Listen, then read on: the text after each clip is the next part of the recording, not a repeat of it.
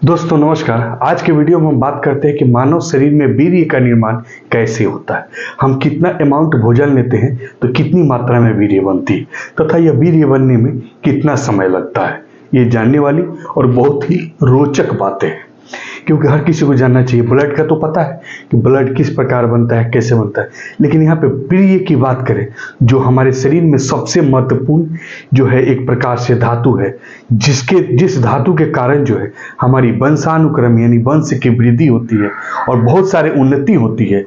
तो इनकी सृजना यानी ये कैसे बनता है, आखिर हम क्या अच्छी अमाउंट में लें ताकि हमारा वीर्य जो है शक्तिशाली बने, जिससे कि हम वंश की वृद्धि में किसी भी प्रकार की असफलता हाथ न लगे। तो दोस्तों ज्यादा देरी न करते हुए हम वीडियो शुरू करते हैं। और शुरू करने से पहले अगर आप लाइक नहीं किए हो तो प्लीज आपसे रिक्वेस्ट है एक लाइक कर दें। लाइक करते हैं तो थोड़ा अच्छा लगता है और अंदर से एक प्रकार से भावना जागृत होती है कि आपको कुछ और अच्छी से अच्छी जानकारियां हम आपके पास पहुंचाते रहे। सो प्लीज लाइक जरूर कीजिएगा और शेयर सब्सक्राइब तो भूलिएगा ही। सबसे पहले बताएं, शुक्र धातु यानी वीर्य जो है ये शुक्र धातु से बनता है और शुक्र धातु का निर्माण ये 11 से 12 या 13 वर्ष के उम्र में लगभग बनना शुरू हो जाता है। जब आप 18 या 19 साल के होते हैं तो वो चरम सीमा पे होता है, यानी काफी ज्यादा मात्रा में वृद्धि होने लगता है। यानी उसकी एक प्रकार से प्रोडक्शन की बात करें, वीर्य की प्रोडक्शन की बात करें तो अच्छी मात्रा में प्रोडक्शन होती है। लेकिन जब आप 30 से 35 वर्ष की आयु में जाते हैं तो प्रोडक्शन तो होता ही है, साथ साथ आपके पास स्टोर भी काफी होता है। क्योंकि अक्सर जो लोग व्यक्ति 30 वर्ष की या 35 वर्ष की आयु के बीच में रहे वो अपना देखेंगे, अपना वीर्य की बात करें तो काफी गाढ़ा अमाउंट में लगभग 5 से 6 ml यानी 7 ml मैक्सिमम तक हो सकते हैं।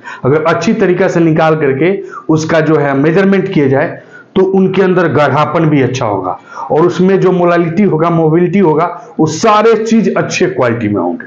ठीक है। और यह जब 50 वर्ष को क्रॉस करेंगे यानी उम्र उनका जब 50 वर्ष होगा तो इनमें थोड़ी मात्रा में कमी आएगी। जैसे 50, 51, 52, 53 अपनी आयु की बता रहे हैं कि आयु इनकी बढ़ती गई, वैसे वैसे वीर्य की थोड़ी थोड़ी कमी आ जाती है।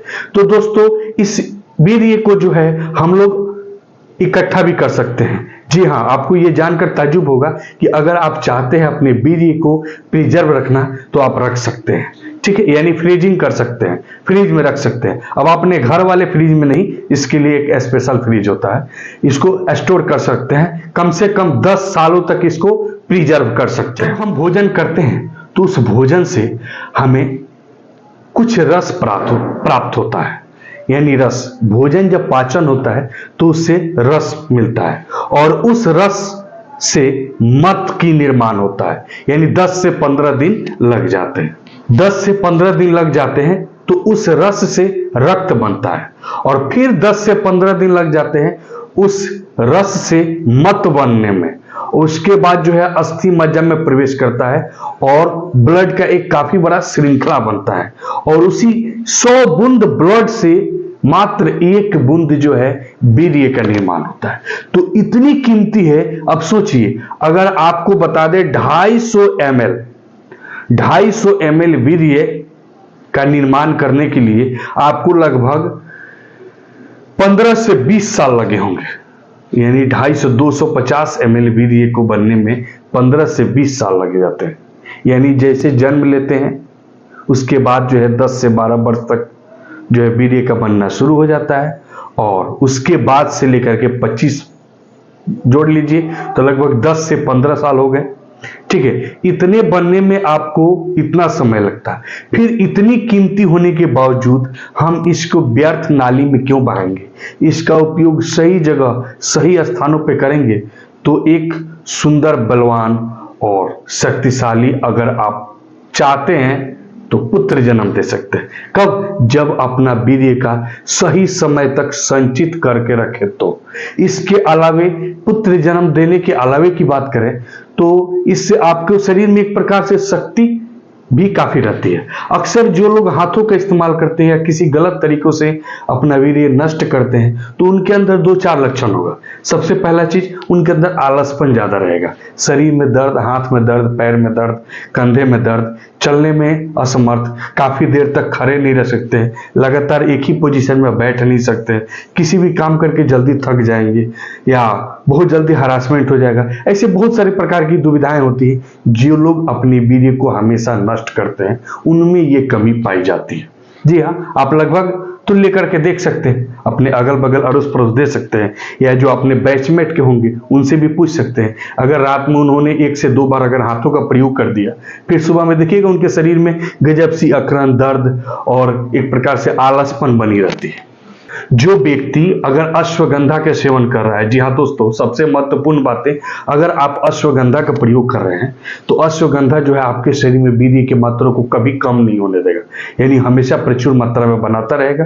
कब? जब अगर आप प्रतिदिन सुबह और शाम अश्वगंधा लेते हैं तो। अश्वगंधा कोई मेडिसिन नहीं, बल्कि आप किसी भी पंसारी की दुकान में या आयुर्वेदिक दुकान में जाकर अश्वगंधा का चूर्ण ले सकते हैं, पाउडर ले सकते हैं, चाहे तो पानी से खाएं या चाहे तो दूध से खाएं, ऐसे भी ले, लेकिन अश्वगंधा लेना चाहिए।